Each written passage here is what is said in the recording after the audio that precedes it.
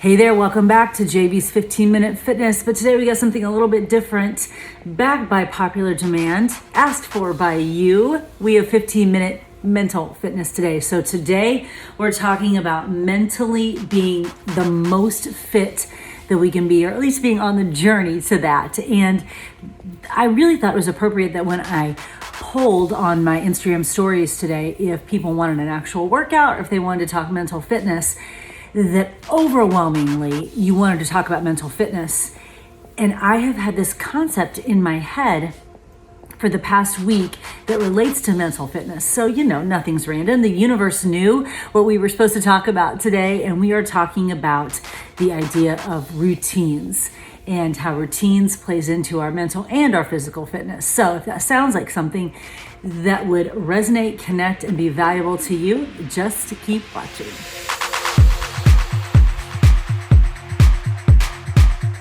So let's talk about routines. And I am sitting here in my bedroom because it's the quietest place in the house right now. So if you see the sun go in and out, or you hear dogs paw at the door, any of that, you just have to know that's real life, right? That's just all part of it. And this week I have been thinking a lot about real life and a lot about just this interesting, like no other moment in time that we are in, this moment of uncertainty. And as I've been thinking about these past few months of both pandemic and race relations and hard conversations and situations like we've never been a part of, I kept coming back to the word uncertain and the idea of habits and routines. And if you and I have been friends for any amount of time, likely you've heard me talk about the power of the morning and the morning routine. But I think sometimes that can be misconstrued as inflexible or must stay the same all the time. And that's probably more true, or it feels like it should be more true, when everything around us is uncertain or hard or chaotic, that whatever we're doing for our morning routine, if we're doing a morning routine at all, has to be super rigid and inflexible. It has to stay the same. And here's what's interesting is for 7 months, October, November, December, January, February, March, April, 7 months, I had the exact same morning routine. But here's the key.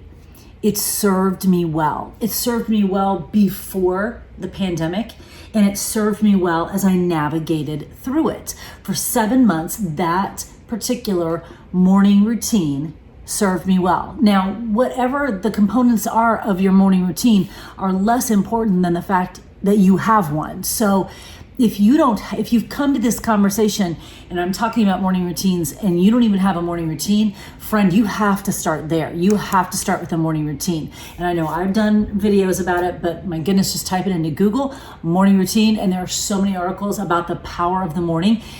And it has nothing to do with whether you're a morning person. We can say that all day long. Sorry, it doesn't hold water anymore. The fact is, science shows, data shows that there is magic that we can make for our days in the morning. And the more productive we are in the morning, the more productive we are in our day. That being said, you need a morning routine. I had the very same one for 7 months. I got up at the same time. I did my gratitude and goals. I did my personal development. I have a stack of books right here that would have been part of that. I did my personal development. I did some social media. I did my workout. And it was just like, I just rolled right through it. And at some point in April, I started to feel a little bit of discontent. But you stick with it because legitimately consistency is my superpower. But honestly, consistency is absolutely what will get you results. Most people have every so often dialed in. If you can get every day dialed in, that's when you actually see results. So in April, I started to feel a little bit of discontent with my morning routine.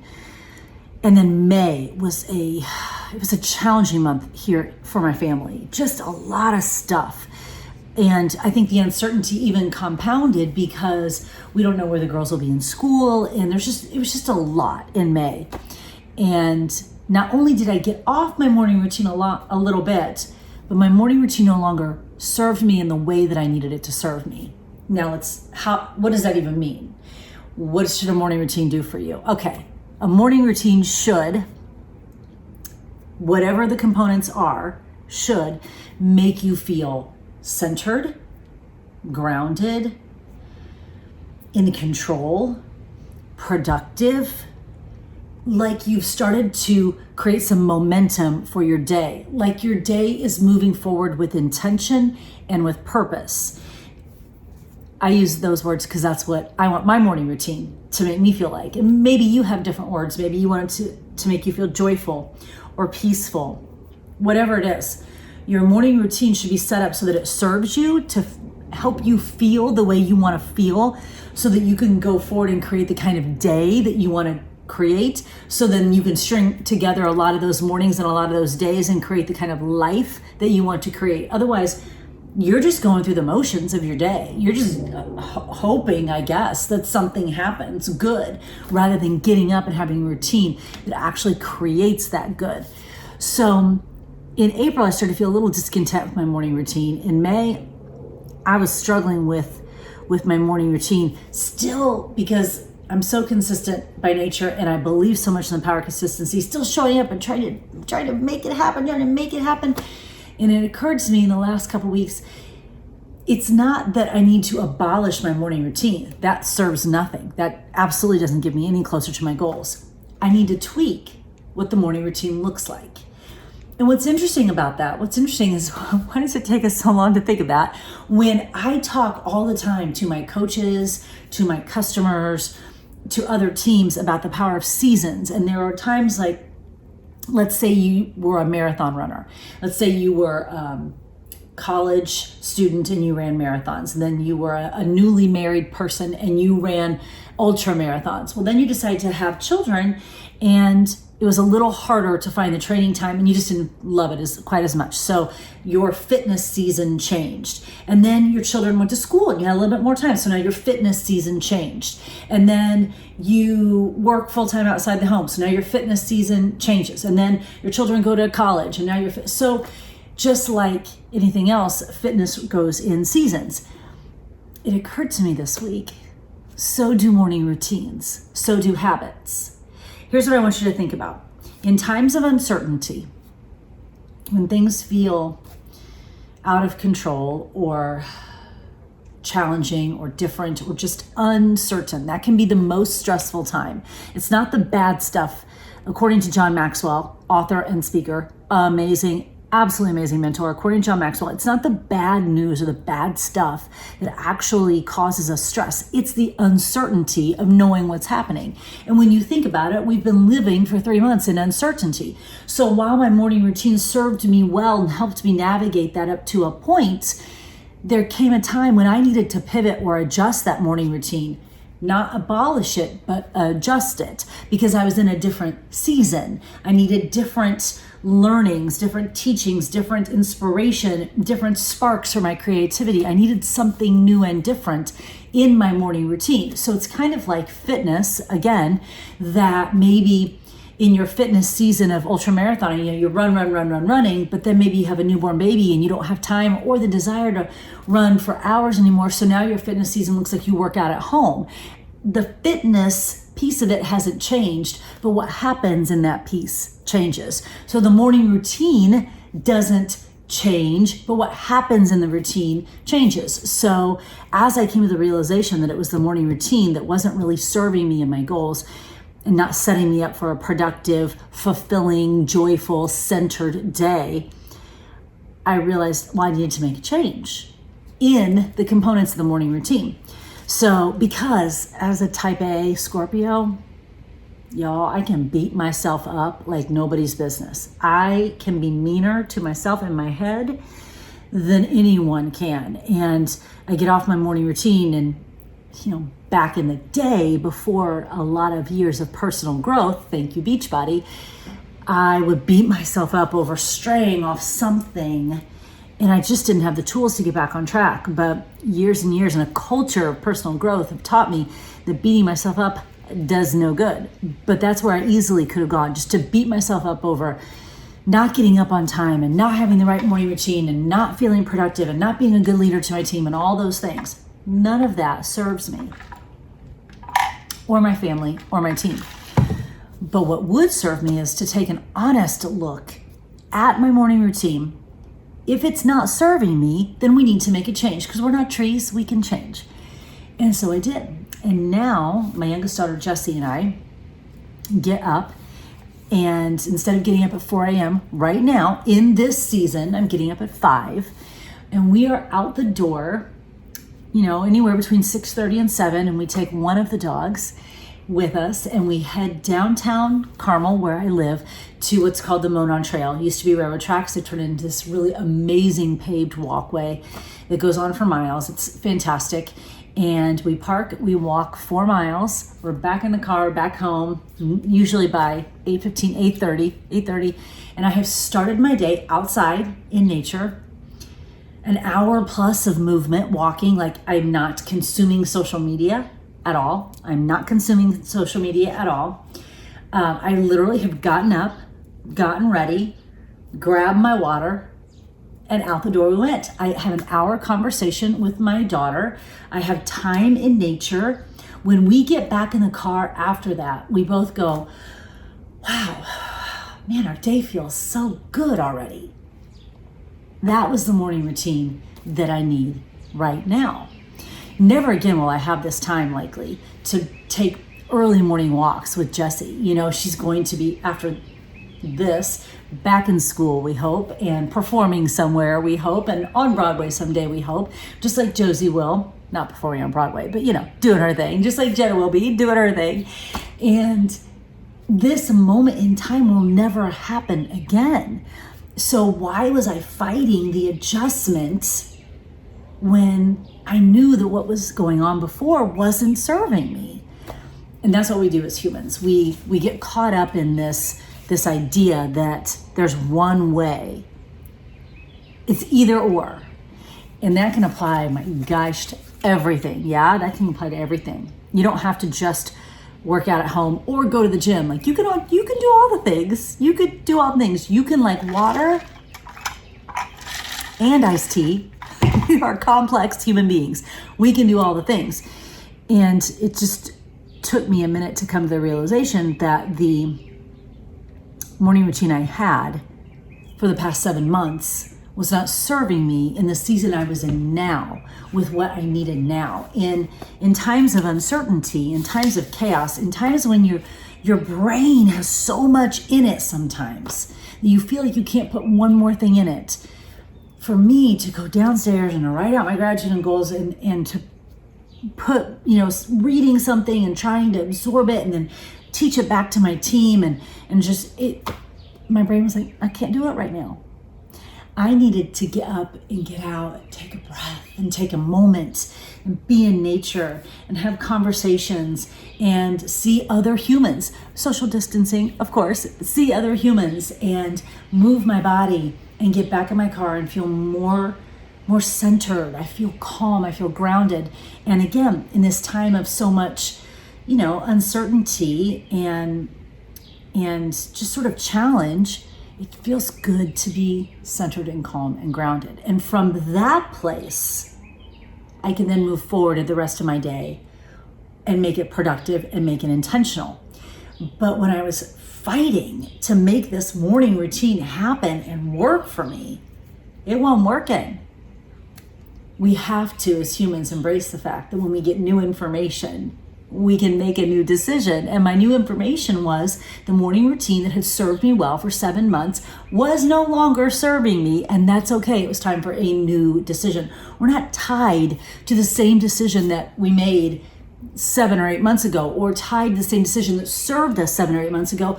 For heaven's sake, I hope that we're different people than we were 7 or 8 months ago. And we need a new routine because we have grown and we need something new.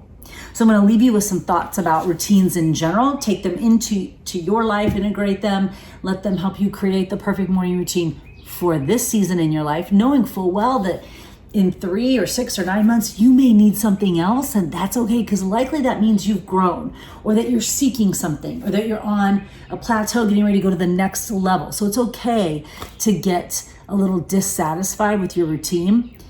You just don't abolish the routine, you simply tweak what's in it. So let me give you some tips. I read this quote in an article about routines, and I thought it was so powerful. Let me share it with you. Each day lost to inefficiency takes us farther away from what we could have done with our one precious life. Let me say that again. Each day lost to inefficiency takes us further away from what we could have done with our one precious life. So that's where the idea of the morning routine comes back into play, because when we have one that's serving us, it sets us up for an amazing day, which we can create an amazing life. When we are inefficient with our time, when we don't even have a morning routine, or we're fighting the morning routine that we have because it's not serving us, and we're wasting time on The Bachelor, it's a waste of time sometimes. Not all the time. You have some balance, but sometimes it's probably a waste of time. If we're wasting time on social media, if we're wasting time, we don't get that back. We get none of that back. Pandemic or not, we get none of this time back. So to waste it being inefficient with our day, with our life, what are we doing? We have to be willing to look at our habits and ask, is this habit serving me? And if it's not, I need to change it. Because we only get one shot at this one precious life, and being inefficient with it is not going to create the amazing life that we're capable of creating. Make sure your morning routine begins at night. Mornings do not exist in a vacuum, so you've got to set yourself up at night to have a productive morning, which means you can't be going to bed at 2 a.m.